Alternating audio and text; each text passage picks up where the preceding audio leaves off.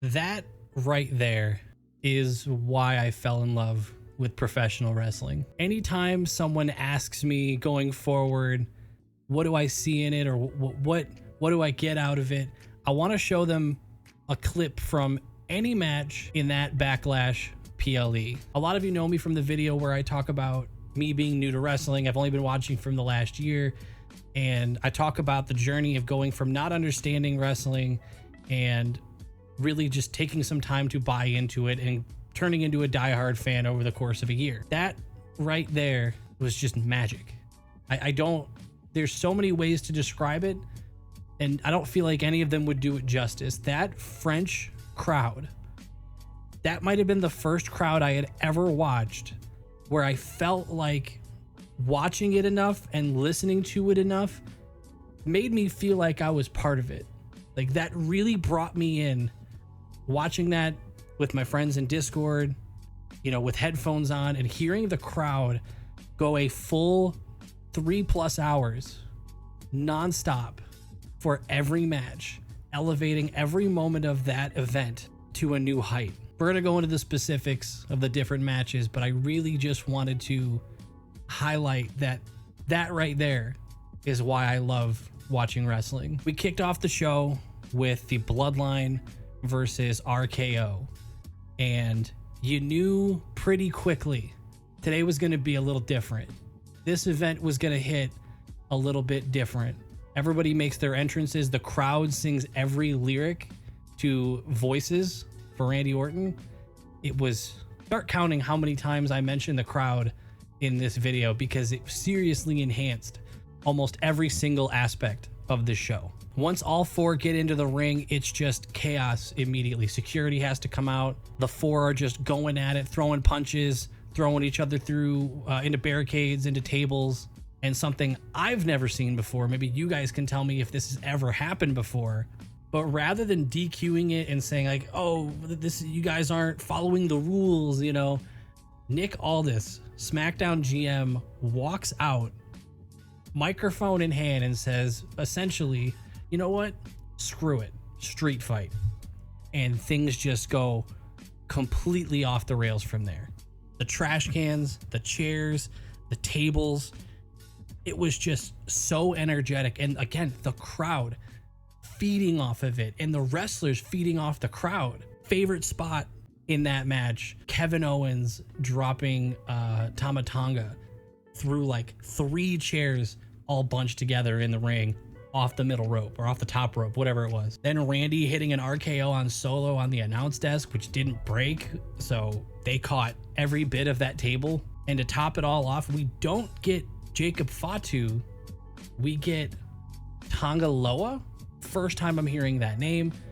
I'm guessing he's related to Tama Tonga instead of Solo. I don't know the connection there. I'm gonna have to do some research on this guy, but he comes in, interferes, and helps put it away for the Bloodline, which going into this, I did have the Bloodline winning, and I was hoping for some sort of a surprise arrival. Was not expecting him. Kevin is spitting out like blood and saliva in the middle of the mat, like he's just been like damn near murdered in the middle of the mat. And then when we cut to backstage, the Bloodline passes by Jay, gives him a weird look. Bloodline passes by, and Paul gives this look to Jay that I can only describe as a little bit of like a help me, as he then continues and follows the Bloodline. I don't know if that's going to be a seed for the future.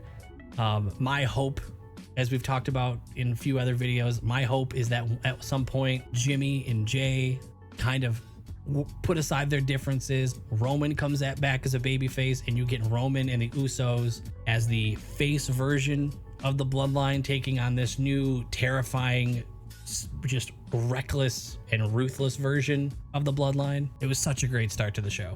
By the way, I'm going to be recording the next watch along for the Patreon that you guys voted on over there. If you're not aware, I have a Patreon where I am watching old matches that you guys suggest for the first time. I do have one video up on there for totally free. It's pinned to the top if you want to check it out. I'll put the link in the description. But I did react to Undertaker versus Shawn Michaels at WrestleMania 25, and it was a fantastic match as well. So if you want to check that out for totally free, the link is down below to my Patreon. And if you decide you want to end up being a paid member, we'll be doing more of those in the future just for you guys, and you guys also get to suggest and vote on the matches that we actually do. But Anyway, up next was the women's triple threat, Tiffany Stratton, Naomi, and Bayley. Once again, crowd delivers, doing all the Tiffy time, going crazy for Naomi's like club entrance, singing that Bayley song, which I love. And the reason I really like this is sometimes triple threats I feel like can turn into a lot of sequences of 1v1s with somebody taking a break for a while. This felt like a very good triple threat where almost the entire time, with a few exceptions, almost the entire time it felt like all three were pretty much involved. They didn't go too crazy with the no DQ. They went out of the ring, they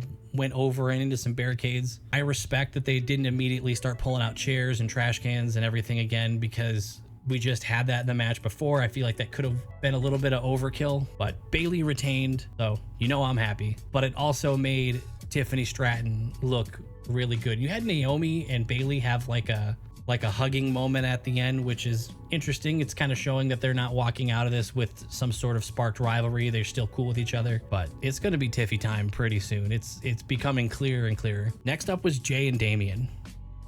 I don't know if I've mentioned the crowd yet, but the crowd in France, Lyon, France, stepped up. That Jay entrance with the lights and the yeets and the whole, it just looked like so much fun that it was another moment that just radiated through the screen. It just uplifted me. It was just so much fun. And that kind of led to my least favorite entrance of the night. I don't love Damien's new song. I don't love the All Rise being repeated. I don't know, maybe I just need to get used to it. I know there's a lot of hate for Def Rebel, and I'm not really on that boat yet. I feel like I'm too new to say that, I'm sick of their songs or something, but the new Damien song just doesn't really hit right for me. It's just it feels pretty generic for me. Now, in my prediction video, I went into this match picking Jay to win, by the way, when I do my prediction videos, I'm not trying to be right. It's more of like a fan pick. Like, I'd like to see this happen. I don't care if I'm right or wrong. I'm just trying to have fun with it. But I wanted Jay to win here because I was kind of getting tired of him taking a bunch of losses in title matches.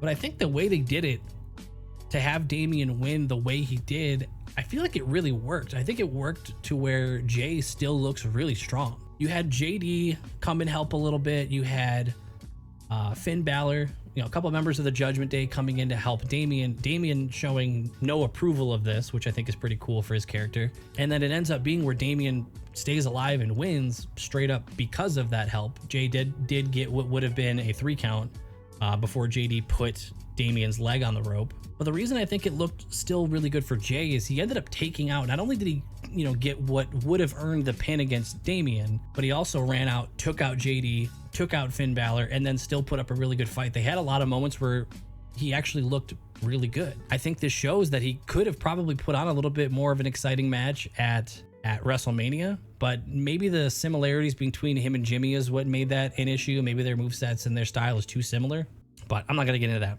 But Damien does retain. Jay ends up still looking pretty strong. So overall, I'm not too upset by it. Oh, and then after the match, JD and Finn start pounding on Jay, and Damien stops it, gets really in their face and starts shoving Finn away. And I think that's a really interesting character development of him.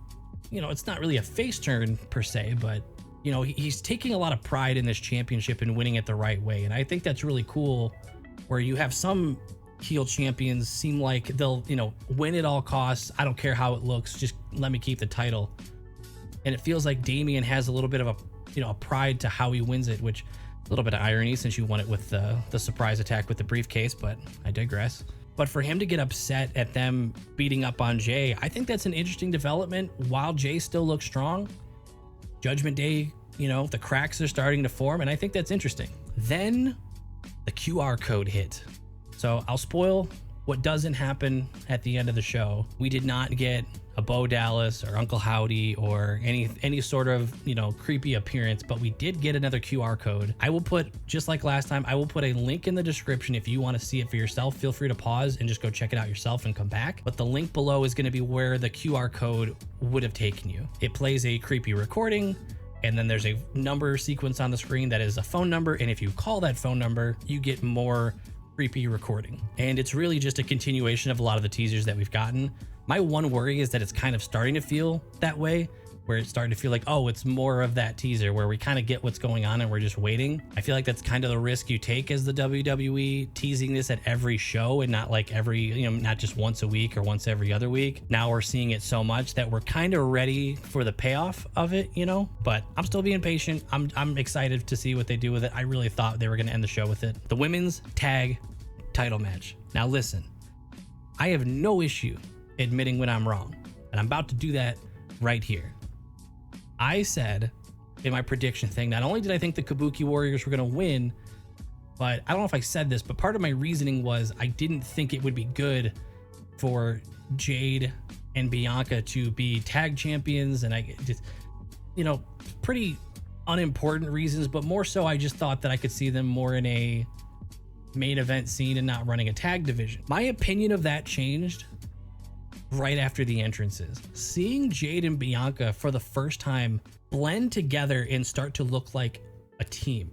It started with the outfits, it was the aura around them and their behavior together. It felt for the first time for me like it was less of two singles competitors tagging up together, and it felt like the first appearance of Jade and Bianca, the deadly tag team. Color coordinating, the outfits, the red and the gold, it looked so good, and it only took those entrances and seeing them together to officially convince me at that point, right before the match started. I'm like, I take it back. I want them to win. I'm down for this. And I think a big reason for that is, and if you haven't, you know, if you don't follow me on Twitter, if you haven't seen it, this picture of me got shared a few times of me holding up a sign saying more women's titles, and I really would like to see some mid-card titles. Some of you disagree, and that's fine. But my reason for wanting more mid-card titles is I feel like you do have a pretty stacked women's roster filled with names that could hold some gold, and not just hold it, but elevate it and actually make it more of a title and more respectable, giving it a little bit more prestige. So since you have all these women that I believe can do that, and you've only got 2 total singles titles for your women on your main roster, you end up having a lot of women that kind of have to wait in the shadows, and then you're kind of wondering, well, why aren't they getting anything? Well, they only got 2 titles to kind of go around here. But that's when I kind of realized there's gold right here in these women's titles. You put together Bianca and Jade in this really, really appealing tag team. There you go. You got 2 faces of the company that feel like they can elevate some gold, and now they've got it. How long do they stay that way? I don't know. How long are they going to keep it? I don't know. But I believe in Bianca and Jade as a champion when I see them with those titles. It feels like they should be a champion, and I'm kind of all in for this. If anything, this could give an opportunity for some other tag teams to form or to try to elevate themselves and become a more believable force to take them on. I think they are booked to look so strong that it's going to be tough to believe that they would lose clean. So I'm wondering if maybe this is going to have to be eventually broken up by some sort of a betrayal, but I am no longer pushing for that betrayal or that Bianca Jade to be right around the corner. I like this duo. They did some moves. I don't know the names of all of them, so like, please forgive me, but there were some cool sequences where they did one of their moves into another, and their moves coincided and went back to back to create some pretty close pin attempts. And I think you could really build on that. I think you can take Jade and Bianca and have them take these women's tag titles and truly give them a pedestal. So I take back what I said before. It only took the entrance and the match just made it better. Main event: Cody Rhodes, AJ Styles. This crowd was insane. I don't know half the songs they were singing or whatever. It seems like they had a script for it, but they were kind of singing along with like AJ Styles coming out. They were singing so like da da da da da da da da da da da da. I don't know what it was, but it was, every time it happened, it was just fun. I don't know what they're saying. I think someone online said that was like, he is phenomenal, and then I don't know, like la la la la. I don't know. It was, I'm jealous. I would love to be in a crowd like that. Then they knew every single word to Cody Rhodes' theme, Kingdom, and made sure that we all at home knew that they didn't need the music to back them up. And once the music cut, before Samantha actually read off the names and did the whole sequence in the ring, they sang like a whole nother verse of Cody's theme and then cheered for themselves after. It was sick. But this match was so cool.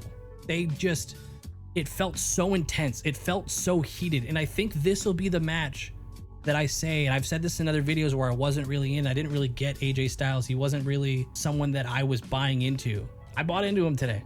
That was so cool to see him in that situation, see him in that moment. He, just as much as Cody, made that match what it was. I also feel like I haven't seen him successfully pull off the phenomenal forearm for a minute. Is that like a protection thing? Are there some moves like that one, like they really don't want him to use it and fail? Are they protecting how strong it is by not having someone like Cody kick out of it? So instead it's easier just to make it so he fails to get it off. Oh, and the smack talking during the match when AJ was down, Cody did like the Stardust cartwheel, and then this thing, there was so much storytelling in the match.